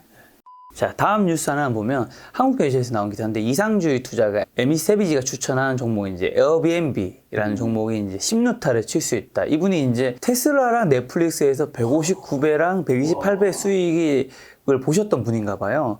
그리고 그 밑에 기사를 보면 주식 투자 앱 이제 마이 월스트리트 창업자인 세비지는 2012년 테슬라에 처음 투자했다. 천달러 고지 올랐던 테슬라 주가가 고작 6.35달러이던 시절이다. 넷플릭스는 2003년 1.69달러에 사들였다. 그가 투자한 이후 두 종목의 주가는 각각 199배와 128배 올랐다. 그는 최근 미국 경제 매체 비즈니스 인사이드에 자신이 보유한 종목을 소개했다면서 에어비앤비, 숙박공유, 파크, 애견용품, 랩테크, 롤로지스, 방범용품, 그 다음에 인모드, 의료기기 등 총 4개 종목이다. 이 가운데 가장 선호하는 종목으로 에어비앤비를 꼽았는데 에어비앤비 어떻게 보시나요?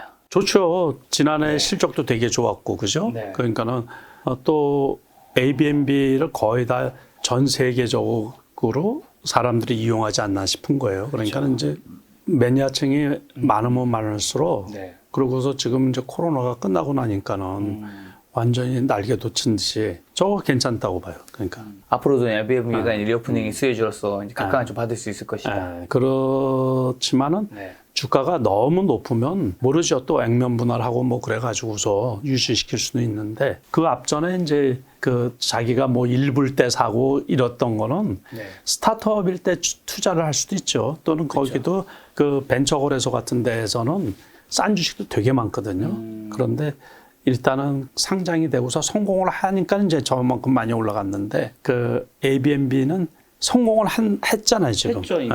이미 성공을 해서 더 올라갈 수는 있죠. 어쨌든 지금 상황은 좋은 상황이 우호적이니까는 시장이 상당히. 그렇지만은 과거에 투자한 것처럼 큰 욕심을 부리지는 않는 게 좋지 않을까 싶은데. 근데 어떻게 보면 좀 반대되는 의견에서는 예전에는 되게 세계화가 있어서 여행하는 게 너무 자유로웠잖아요. 근데 이제는 이게 풀려도 그렇죠. 그 정도라고 생각하는 사람이 없잖아요. 그렇죠. 과연 이게 그 정도까지 세계 여행이 부흥기를 다시 맞으며 다는 데는 시간이 꽤 걸리지 않을까. 걸리죠. 꽤 걸릴 것 같아요.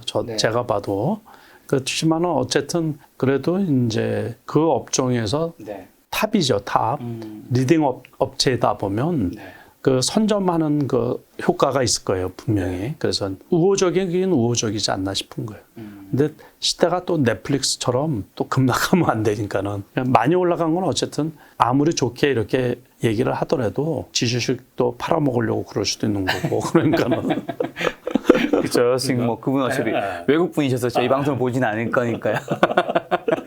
자, 밑에 내용을 보니까 세비지의 투자 원칙은 비전 있는 기업을 발굴해 끝까지 팔지 않는 것이다. 요거에 대해서 이제 저는 대표님 어떻게 생각하는지 여쭤보려고 하는데 그거 좋은 거죠. 주가 급등 나이도 버틸 수 있는 기업에 투자하기 전에 10가지 평가 항목을 개발했다. 재무적으로는 매출 증가율과 자기 자본 이익률 ROE가 높고 부채 비율이 낮은 기업을 선호한다. 경영진 내부자의 지분율은 높고 시가총액은 낮은 종목을 추천한다. 시총이 작을수록 더 큰 수익을 낼 수 있어서다. 가장 중요한 기준은 최고 경영자 CEO의 비전이다. 세비지는 세상을 바꾸려는 창업자가 혁신 기업을 만들어낸다고 생각한다고 돼 있던데 사실 뭐 다 뭐 좋은 말이고 옳은 말이긴 한데 대표님이 이제 이 부분에 어떻게 생각하시는지. 그거 아주 좋은 소리예요. 저도 역시 동감해요. 근데 그 저런 분들하고 일반 투자자하고 그거를 동일시해서는 안 된다. 그것도 또 하나 참고로 하셔야죠. 동일시하면 안 된다는 건 어떤 거를? 저 같은 경우는 저 사람 같은 경우는 끝까지 안 판다 그랬잖아요. 네네네. 돈이 무진장 많이 있거든요. 다른 데서 펀딩하는 돈도 있고 지 돈으로 저렇게 하는 게 아니고 자기 돈으로 저렇게 하는 게 아니고. 예? 그러니까 제가 항상 하는 말이에요. 워렌 버핏이 투자의 귀재고 세계적인 투자가고 그런 분이 다시 나오기가 쉽지 않겠지만은 그렇죠. 워렌 버핏은 투자를 엄청 많이 받잖아요. 투자금을. 그래서 자기가 투자하는 거지. 물론 투자의 그 원칙이 되게 좋죠. 근데 일반 사람들이 우리 이제 개인 투자가가 그걸 함부로 따라했다가 아유, 그거 언제 본전 찾아요? 언제? 그리고 또 그런 좋은 회사가 있는지 그러니까 비상장 네. 주식 그걸 살 수도 없어요. 개인들한테 돌아오지도 않아요. 그런 거. 네. 그러니까는 비상장 주식 사가지고 그냥 그거 10년, 20년 돼도 상장 안 되고 그냥 그렇게 되는 주식들도 엄청 많이 있거든요. 많죠. 그래서 그런 거를 개인 투자가가 투자하기에는 이제 맞지가 않고 이분들 같은 경우는 또 따로 그 스타트업들 투자하는 네. 기업들이 있잖아요. 그러니까 요즘에는 그런 것도 완전히 성장하기 전에 성장하기 전에 중간 단계에서 그 투자금을 회수하는 경우가 상당히 많이 있거든요. 만약에 100개 회사 투자하잖아요. 성장 하는 게 한두 개 회사 잘하면 되는 거예요. 영화하고 비슷해요, 영화. 영화도 보면 대박 치는 그 영화가 몇 개 없잖아요. 10개 그 영화 중에서 한두 개 네. 그 정도밖에 안 되는 것처럼 스타트업들도 마찬가지죠. 그러니까 저거를 상장된 기업에서 그런 거 찾기는 더 어렵죠. 그렇죠. 애널리스트가 얼마나 많은데. 그 사람들 하는 일이 그런 건데. 저평가된 기업. 그렇죠. 저평가된 기업은 지금은 오픈된 기업들 중에서 네. 찾기는 거의 불가능하고 우리가 이제 그거를 대신할 수 있는 게 뭐냐면 시대의 변화를 캐치하려고 많이 애를 써야 된다는 거예요. 그러니까는 제가 제 책에서도 얘기를 했지만은 시계열 분석이라고 있다 그랬잖아요. 그거를 이제 제가 차용했다고 그랬는데 어떤 사건이 벌어지면 그 사건이 어떻게 전개가 되면서 거기에서 수혜받는 기업이 어떤 게 있나. 그러니까 처음에 보여준 그 개별 기업들 있잖아요. 네. 미리 예측을 하면 다 살 수가 있었던 거 아니에요. 그걸 당일 트레이딩 말고도 그러면 수익이 날 수가 있었던 거죠. 우리가 예상치 못한 우크라이나 전쟁은 예상을 못했지만은 터진 다음에 이 곡창지대에서 이 곡물이 생산되지 못할 거라는 걸 전쟁통에 거기에 이 전차 같은 것들이 다 지나가고 그래가지고 다 쑥대밭이 된 거 아니에요. 그러니까는 결국에는 식량난 곡물 가격이 급등을 할 거라는 거는 뻔한 거 아니에요. 뻔한 거. 그러니까 곡물 밀가루 가격이 급등하고 그러다 보면 수산물 가격도 급등할 거고 그렇죠. 그러면 아무튼 먹을 식량이 뭐 우리가 곡물 말고서도 육류도 많이 필요할 거고 그러면 저런 것들 올라가겠다 싶었던 거고 그러니까 수산물도 다 올라가고 다 올라갔던 거죠. 네. 식탁에서 우리가 마주할 수 있는 그 식료품들이 네. 그래서 이제 과거 거를 우리가 공부를 하는 거죠. 그러니까는 지금은 금리 인상이지만은 어쨌든 전쟁이 끝나고 그 전쟁이 끝나면 일단은 뭐가 또 많이 올라갈까요? 이제 복구를 해야 될 거 아니야, 복구. 그렇죠. 그러면 건설주들도 괜찮지 않을까. 그러면 또 그거는 작은 건설사들은 안 되고 네. 대형 건설사들은 또 괜찮지 않을까 싶은 생각도 할 수가 있는 거예요. 그러니까 재건 사업을 해야지 되니까, 그죠? 네네. 네, 우리가 또 그런 것도 한번 그럼 여기서 이제 생각해보죠. 만약에 이제 전쟁이 어쨌든 끝나면 모두에게 좋은 거니까 우리가 바라는 거니까 그래서 질문 더 드려보면 그러면 에너지 러시아라든가 떨어질 수도 사실 있고. 미국과의 관계가 별로 뭐 좋진 않잖아요. 않지만. 우리나라는 또 어떻게 보면 미국과도 좀 가까운 사이가 하니까 이 재건을 각오한다는 것들이 네. 어떻게 보면 건설 관련된 뭐 미국이라든가 한국에 있는 주식들이 움직일 수 있죠. 움직일 수가 있네. 그렇죠. 그거는 이제 세계적인 건설사에 우리가 뭐 하청으로 이렇게 해서 같이 협력해서 들어간다든가 건설 장비라든가 뭐 이런 쪽은 좋아질 수도 있겠죠. 그런 부분에 좀 연결할 수도 있겠네요. 그러니까는 지금은 이쪽이 많이 올라가지만 이게 끝이 있잖아요. 올라가는 것도. 그러니까 떨어지는 것도 끝이 있고. 네네.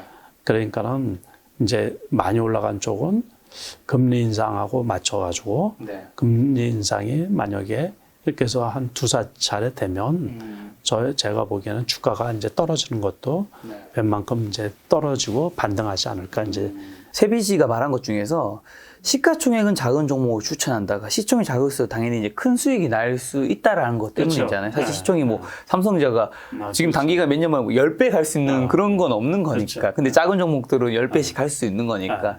근데 어쨌든 작은 거기 때문에 우리가 그 리스크도 감내해야 되는 게 있을 텐데 좀 조심해야 되는 거. 또 워낙 중소형주 트레이딩을 많이 하시니까 한 가지 정도 얘기해 주신다면. 거긴 제일 중요한 게 그거예요. 그러니까는 이제 그 재무제표, 재무적인 리스크가 없나. 그러니까 재무적인 리스크라는 게 이제 그거예요. 아까도 말씀드렸지만은 사업을 하려고 하다 보니까 돈이 없으니까 유상증자를 한다든가. 그렇죠. 유상증자를 하면 주가가 떨어질 수밖에 없거든요. 네. 주식수가 많아지니까. 네. 그리고 이제 유상증자를 안 하고서 차입하는 게 전환사채 발행하는 경우. 그러면 그것도 결국에 주식으로 전환되면 주식수가 또 늘어나니까. 네. 그러면 주가가 부담스럽죠. 이제. 중소형주들은 그 재무적인 리스크, 그리고 또 중소형주들은 자본금이 작다 보면 가격 결정권이 보통 없어요. 그 제품을 우리나라 같은 경우는 납품하는 업체들이 많이 있잖아요. 납품. 네. 저 회사가 저 기업이 돈을 많이 버네. 그러면 어떻게 하겠어요? 납품 단가를 낮추라고 이제 그럴 거 아니에요. 예, 그러니까 제품에 대한 가격 결정력이 없거든요. 그러니까 그거에 따르는 리스크 같은 경우도 상당히 많이 있죠. 네, 그래서 이런 거 저런 거를 좀 살펴보고 이렇게 이제 저희가 살펴본 것 중에서 장기적으로 성장할 가능성이 있는 기업들 이런 것들을 이제 잘 살펴볼 필요가 있죠. 그러니까 과거에 리노공업 같은 경우 그런 경우는 이제 장기 성장을 해가지고 회사가 사이즈도 많이 커지고 이제 영업이익도 계속해서 성장하고 그런 경우에 이제 찾아내서 투자하는 게 원래 투자에 어떻게 보면 제대로 된 주식 투자라고 할 수 있죠. 반도체 기업들 중에서 그런 것들 상당히 많아요. 주성 엔지니어링 우리가 모두 알고 있는 주성 엔지니어링만 해도 몇 년 전에 뭐 몇천 원 안 했었거든요. 그래도 지금은 2만 몇천 원 하고 있고 이제 그러니까 그런 경우는 장기적으로 성장을 하는 기업이라고 볼 수가 있죠.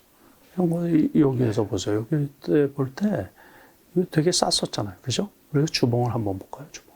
되게 좋은 회사인데 이럴 때 보면 얼마나 쌌어요. 그때 이럴 때 4,000원 하고 그랬는데 지금 그래도 22,000원 하고 그랬으면 그래도 몇 배 정도 올라간 거죠. 되게 좋은 회사인데 이거 벤처 1세대거든요. 그래서 과거에 보면은 진짜 비쌌어요. 그때 거는 나오지도 않는다 여기에서. 1999년, 20년 훨씬 전에 그럴 때는 몇만 원 하고 그랬거든요. 자, 아까 외국인 수급이 이제 안 좋다고 하셔서 환율 보니까 원달러 환율이 지금 오늘 날짜 보면 1250원을 돌파했습니다. 지금 1년 중으로 쳤을 때 최고가고 3년 중에서도 최고가죠. 환율이 계속해서 오르고 있는데 이건 사실 우리나라 이제 증시 투자할 때는 결코 좋은 건 아니잖아요. 그렇죠. 요거 좀 향후 이만큼 올랐으니 좀 안정화될까요? 좀 어떻게 보세요? 더 올라가기는 좀 불편한 것도 있죠. 오늘은 이제 외국인들이 7,000원 이상 매도를 하다 보니까 이렇게 또 급등을 한 거예요, 지금. 그래서 1,300원까지 가기는 좀 저기 하고 결국에는 그 금리 인상하면서 신흥국에 대한 그 부담스러움 그것 때문에 외국인이 많이 팔아서 그런 건데 지금도 많이 원화값이 많이 떨어져 있는 거죠. 그러니까 유혹은 느껴요. 저도 달러를 다 이거 바꿀까 지금 많이 올랐으니까. 그래서 그 미국 주식 그 손실 본 거를 여기서 메꿀까 지금 그런데 저는 오늘 유튜브 수익 들어온 거 한전했습니다. 아 그래요? 그 달러로 들어와요? 달러로 들어옵니다. 달러로 이제 구글에서 혹시 모르시는 분들 계실까 말씀드리면 이제 매달 유튜버가 지정하는 건지 구글에서 지정하는 건지 모르겠는데 어쨌든 그 날짜가 저는 매달 20일에서 한 23일 정도 되면 구글에서 이제 은행에 달러로 들어와서 저는 이제 은행에서 이제 한전을 해야 되는. 많이 들어와요. 조금 들어와요. 야, 그 좋겠다. 난 나 같으면 달러로 받겠어. 그냥 달러로 딱 들어오면 달러로 그때마다 인출을 해가지고 달러 쌓아두는 재미도 좋을 것 같은데. 그거. 근데 매달 또 생활비라든가. 그래요? 또 나가는 또 주식을 사야 되고 한국 주식을. 야, 그래도 애국자네. 달러로 받아서. 야, 한국 주식 사는 진짜 애국자네. 야, 미국 주식 살 때도 있습니다. 왜냐하면 이미 한전 안 해도 되니까 그대로 이제 증권사에 넣어가지고. 저기 미국 주식 하면서 우리가 그 배당금 받잖아요. 그래서 배당금 받아오시는 분들도 애국자예요. 예? 그러니까 뭐 수출해서 달러를 벌어들이나 투자를 해서 배당금으로 달러가 들어오나 똑같은 애국자들이죠. 뭐 그래서 그 미국 주식 하시는 분들은 애국자예요. 애국자. 그래서 근데 달러는 어쨌든 지금의 이 고가에 있는 거는 조금 다시 시대로 안정화될 것이다. 아, 그렇죠. 그러니까는 이것도 금리하고 아마 금리 인상 그 리스크가 금리 발작이 끝나면 정상화되겠죠. 그러니까는 당분간은 이제 여기서 맴맴하는데 제가 보기에 6월 달까지 최대로 길게 잡아도 6월 달 금리 인상하는 거 보고서 그때 만약에 0.5를 한다고 하더라도 그 이유는 이제 괜찮지 않을까 싶은 거예요. 그러니까는 다 이게 맞물려 있는 거죠, 지금. 아까 전에 이제 에어비앤비 좋게 보셨는데 에어비앤비도 사실은 리오플링 수혜주인 거잖아요. 예. 리오플링 관련해서 수혜주 남은 섹터가 있을까요? 이제 더 오를 수 있는 남은 것들이 이제 사실 뭐 오른 것들이 꽤 많고 해서. 근데 별로 오른 거 없어요.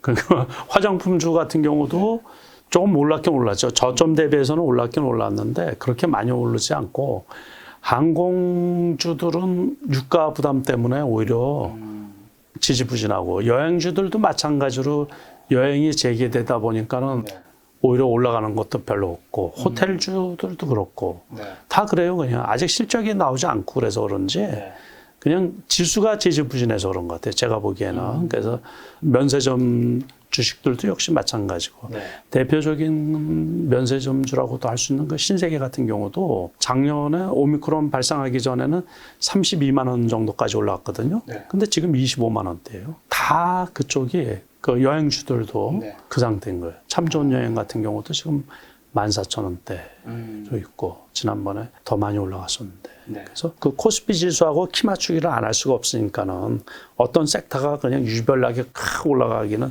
좀 부담스럽고 그러다 보니까 섹터로 봐서는 그래요. 그러니까 개별주들만 지금 극성을 좀 부린다고 할 수 있을 정도로 우리가 이제 그 투자하고 있는 돈들은 제한적이거든요. 그러니까 돈 쏠림이라 그럴까? 아, 저쪽에 급하게 올라가니까는 그쪽에 돈이 쏠리는 거예요. 그래서 지난주 같은 경우 보니까 요번에 그 원전주들 급등한 것들이 꽤 있잖아요. 한신기계 같은 걸 보니까는 뭐 5천만 주 이상이 거래가 됐더라고요. 그러니까는 10,000원이 넘는 주식인데 그럼 5천만 주면 얼마예요? 5천억이 넘게 거래가 됐다는 거예요. 그 3,000원대부터 올라간 거거든요. 그러니까 이게 이제 우리가 일봉을 보면 3,000원까지 찍었었는데 여기에. 근데 이게 지금 오늘도 13,000원까지 갔죠. 13,000원. 너무 많이 올랐다. 여기에서 이제 자사주를 매도한다 그랬거든요. 160만 주 정도. 그래서 이렇게 쭉 떨어져서 이제 21선도 끝나서 그랬나 보다 그랬더니 8,300원 찍고서 다시 원전을 연장해서 재가동한다고 그랬더니만은 급등해가지고 이날 상한가까지 갔다가 어제 떨어졌다가 오늘 이제 아침에 떨어졌다가 5일선 닫고서 다시 서정기전이라는 기업이 있는데 그것도 이제 원전주인데 그게 20% 이상 올라오다 보니까 이쪽에 같이 힘받아가지고 13,000원 찍고서 다시 내려왔거든요. 자, 아까 대표님께서 이제 뭐 우크라이나 러시아 전쟁 관련해서도 어쨌든 그게 나중에 복원될 때 건설 관련된 얘기도 해주셨고 그 다음에 이제 윤석열 대통령도 이제 5월 10일쯤에 이제 취임식 하시잖아요. 그 다음에 6월 11일에 지방선거. 사실 지방선거 때도 이제 공약 같은 것들이 인프라, 건축 이런 게 되게 많이 나올 텐데 그래서 건설주 섹터 좀 여쭤보면서 종목별로 일단 DLENC 첫 번째 좀 어떻게 보시는지. 지금 건설주가 다 비슷해요. 다 비슷한 거를 제가 매일 보고 있어가지고 다 알고 있어요. 근데 왜 지금 지지부진하냐면 짓지를 못해요, 짓지를.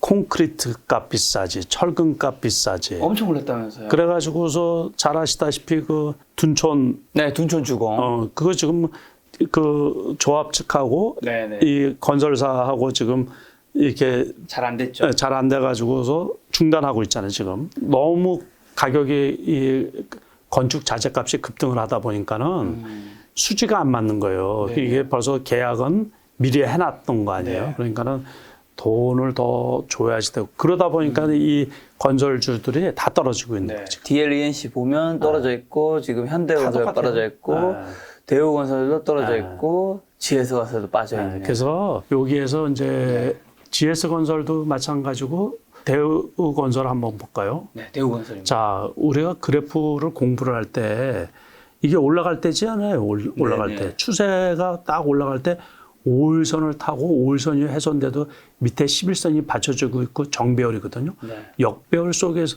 이렇게 흐를 때 역배열 속에서 정배열이었는데 네. 다 그랬어요. 다. 다른 그래프가. 이제 여기서 이제 꺾였잖아요. 네. 그래서 역배열로 가는 거예요. 그럴 때 요 그래프가 제일 나쁜 거예요. 여기. 요쪽에. 요쪽이 뭐냐면 완전 역배열에 바로 위에서 5일선이 누르고 있거든요. 네. 그리고 11선 이렇게 하는데 이거를 뚫지를 못하는 거예요. 뚫지를 못해요. 그렇죠. 그랬더니만 6,300원. 제가 여기 있을 때 이제 어떤 분이 말씀을 하시길래 6,300원까지는 떨어질 거로 봤거든요. 그런데 이제 오늘 6,300원 대. 네. 근데 지금 보면 더 떨어질 것 같죠. 그럴 수 있을 것 같긴 한데. 그러니까는 그래서 다 동일해요. 아까 그래프 보셨지만은 조금 더 떨어진 게 있고. 근데 건설주의 섹터는 어쨌든 호재들이 이제 계속 나올 테는데. 그런데 어쨌든 호재고 뭐고 네. 건축자재 공급이 원활하고 그거 가격이 좀 떨어져야죠. 그래야지 이게 이게 그 짓기만 하면 뭐예요? 그 적자인데. 그렇죠? 일은 많이 하는데 돈을 벌어야지. 그렇죠. 그래서 이 건축자재 가격이 좀 떨어져야지 이게 아마 올라갈 수 있지 않을까 싶은 거예요. 그래서 좀 아쉽죠. 지금 여러 호재들이나 그런 게 들어온다 해서 함부로 들어가면 안 되겠네요. 좀 빠져 있다고 해서. 그래서 그걸 보시고서 아까 보니까 현대건설인가 뭐 보니까 그게 조금 더 많이 떨어졌더라고. 현대건설이. 이거 있잖아요. 여기서 이쪽에서 올라온 거에서 다 떨어진 거 아니에요, 지금. 네. 그렇죠? 거의 비슷하게. 그렇죠. 그래도 뭐니 해도 현대건설이 대장이니까 이게 이제 우리가 하는 거 바닥 확인하는 걸 보고서 이제 다른 건설주도 사자 그런 얘기죠. 소형 건설사는 조금 다를 수가 있어요. 그거는 특정 세력들이 이렇게 들어오면 네. 작은 호재로 움직일 수가 있으니까는 일성건설이라든가 네.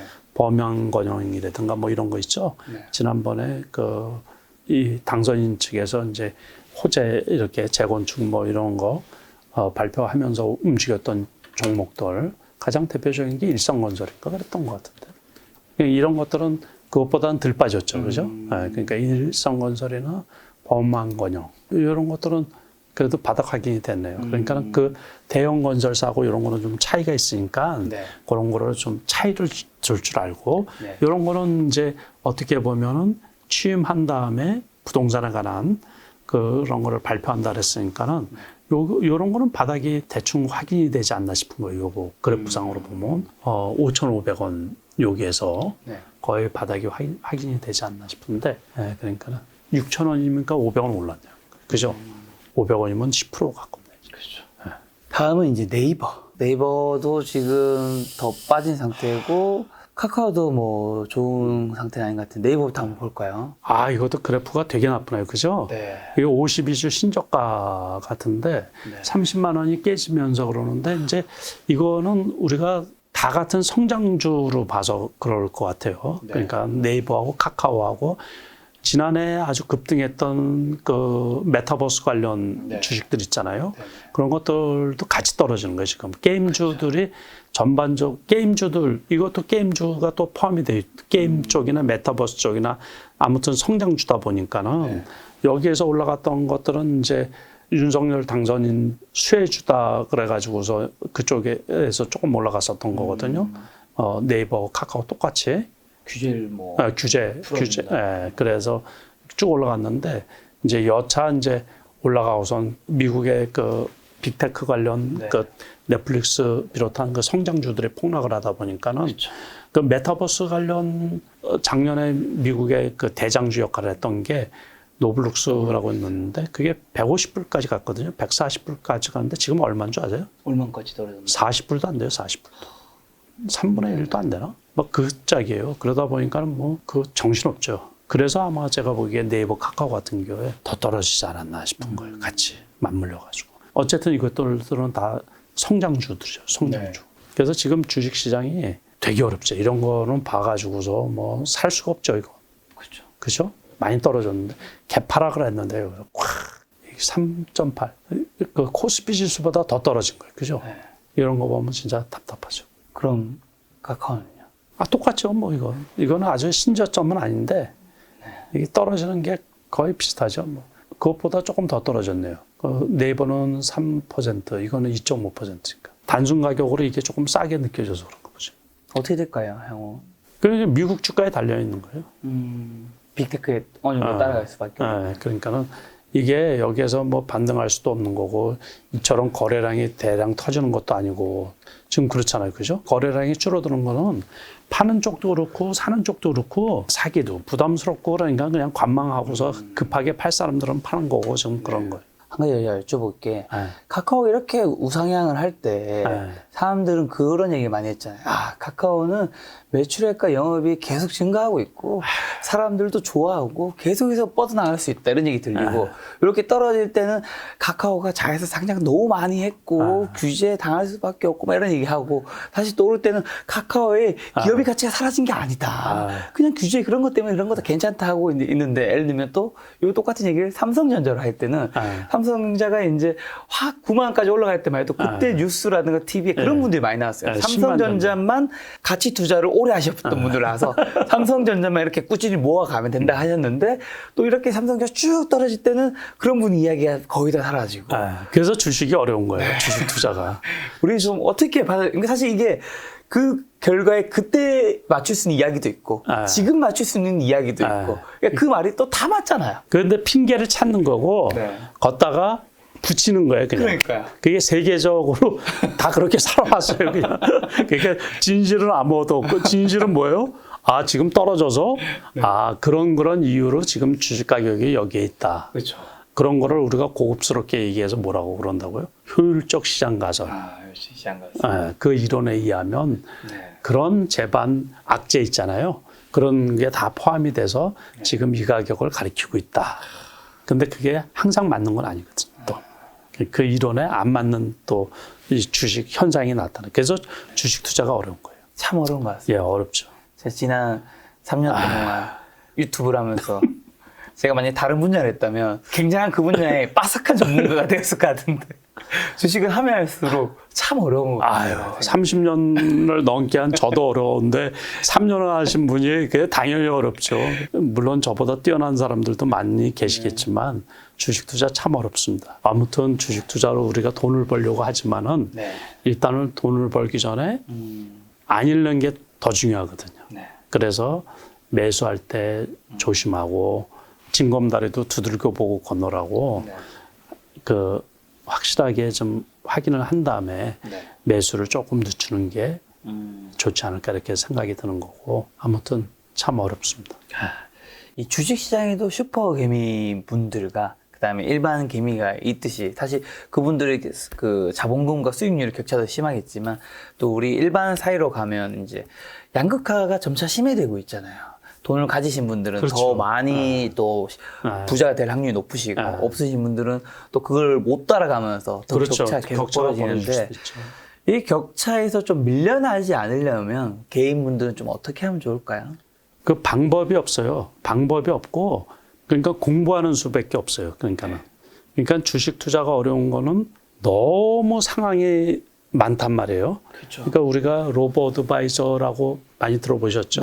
인공지능을 이용한 프로그램 매매가 그냥 로보 어드바이저인데 한마디로 말해서 프로그램 매매가 생긴 것도 벌써 근 20년 정도 됐을 거예요. 그러니까 컴퓨터가 처음 이렇게 이제 활성화되고서 있잖아요. 그게 미국 같은 데는 15년 이상 된 거거든요. 프로그램 매매라고 들어보셨잖아요. 그러니까 그 프로그램 매매가 더 진화한 게 이제 로보 어드바이저 그 매매죠. 그런데 그 경우가 수익이 시장 수익률보다 조금 높을 수는 있어요. 그러니까 시장이 만약에 코스피가 10% 빠졌는데 거기에서 9%만 빠져도 이제 시장 수익률보다 높다고 우리가 표현을 그렇게 하는 거거든요. 근데 그것도 계속해서 수익이 나는 건 아니라는 얘기죠. 그러니까 주식 투자는 지금 말씀하신 게 아주 좋은 건데 어렵지만은 기회를 항상 제공을 해줘요. 시장은. 그래서 제가 늘상 드리는 말씀도 어떤 주도주, 대형주 그런 것보다 늘 자기에게 맞는 투자법을 찾으려고 애를 쓰는 게 제일 중요하고 수익 나는 모형을 만드는 게 상당히 중요해요. 그러니까 주식 투자도 지금 우리가 검토하고 이렇게 살펴본 것처럼 대형주도 있고 중소형주도 있고 테마주도 있고 또는 성장주도 있고 가치주도 있고 뭐 상당히 이렇게 여러 가지로 나눠줄 수가 있잖아요. 그런 거를 일반 투자가 분들 특히 그 큰 돈이 없잖아요. 그러니까는 작은 돈을 가지고서 저 역시 이제 작은 돈으로 시작을 했지만은 그래서 누가 도움을 줄 수도 없는 거예요. 그러니까 본인 문제거든요. 본인 투자 환경에 맞춰서 여기에서 내가 어떤 식으로 투자를 해야지 살아남을 수 있을까 이렇게 고민하면서 하나씩 그 다 만들 필요가 없이 자기가 내가 처한 위치에서 어떤 거에 주안점을 두고서 내가 해야지 되느냐.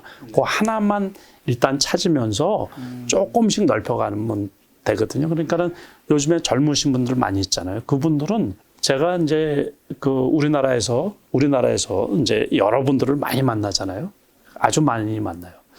엄청 많은 분야에 많은 분들을 만나다 보면 제가 깜짝깜짝 놀랄 때가 되게 많아요. 거의 대부분 저보다 뛰어나신 분들이에요. 너무 뛰어나시고 괜찮으신 분들이 많아가지고 제가 되게 놀랄 때가 많거든요. 그렇게 거의 대부분 분들이 상당히 그 잠재 능력이 좋으신 분들이 그 주식 투자에서 혹시 지금 손실이 나고 계신 분들이 있을지라고 하더라도 그래서 주식 투자에서 성공하는 방법은 실패하는 원인은 딱 한 가지 높은 주식을 사기 때문에 그런 거거든요. 네. 그러니까는 아까 처음에도 이렇게 제가 보여준 것처럼 시장 중심주라는 게 항상 바뀌잖아요. 그러니까 그것만 하라는 얘기예요. 그거를 아주 친밀하고 차분하고 냉정하게 다 기록을 해놔가지고 자기한테 맞는 그 투자 방법을 거기 중에서도 캐치를 해내면 돼요. 네. 그거 하나만. 그래서 삼성전자에서부터 시작해서 모든 주식을 다 알 필요도 없어요. 그러니까 오히려 이런 장일 때는 삼성전자, 현대차 이런 거 전혀 몰라도 돼요. 그러니까 그때 핵심인 주식을 내가 아까 시계열 분석이라는 말씀도 드렸지만 다음에 어떤 주식이 올라갈까? 어떤 주식을 내가 언제 사야지 내 돈이 안 손해를 보고 수익을 내고서 할까? 그거를 아주 치밀하게 공부를 하시면 네. 길이 다 있거든요.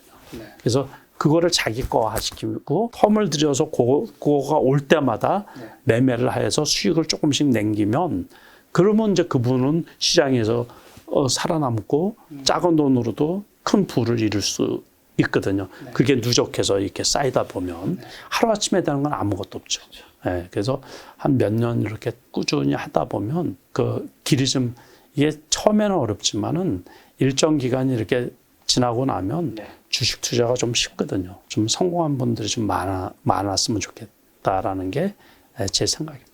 알겠습니다. 마지막으로 시청자분들에게 5월 증시 투자 포인트랑 그다음에 눈여겨봐야 혹시나 뭐 변수 그런 것만 한번 짚어주신다면. 일단은 5월 증시는 5월 3일 날 4일 날 있는 미 연준 금리 정책 또 금리 정책의 시행 그에 네. 따르는 미국 주가의 움직임 네. 그거에 발맞춰서 이제 한국 코스피 지수의 움직임이 전개되지 않을까 이렇게 생각을 하고 있기 때문에 그게 가장 중요한 거고 그 다음에 두 번째는 이제 우크라이나 전쟁이 지속이 될 건가 어느 선에서 휴전을 할 건가 이제 거기에 따르는 이제 인플레이션 그 두 가지 그 인플레이션이 완화될 건가 그거에 이제 포커스를 맞춰서 대응을 좀 해나가야 되지 않을까 이렇게 생각이 들고요. 그때 지수가 떨어진다고 싸다고 생각 들어서 너무 급하게 매수에 들어가지는 말라.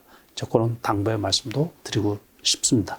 지금 오늘 날짜로 이제 2,650 코스피 정도 되는데 지금 이제 마지막에 조심해야 한다고 말씀해 주셨지만 이 코스피가 뭐 2,600을 넘어서 2,500이 깨지고 그런 일은 또 쉽사리 벌어지진 않겠죠? 그렇지는 않을 수도 있는데 나스닥이 지금 그 오늘 같은 경우도 외국인 투자 그 매도 금액이 너무 크다는 게 우려스럽게 느껴지거든요.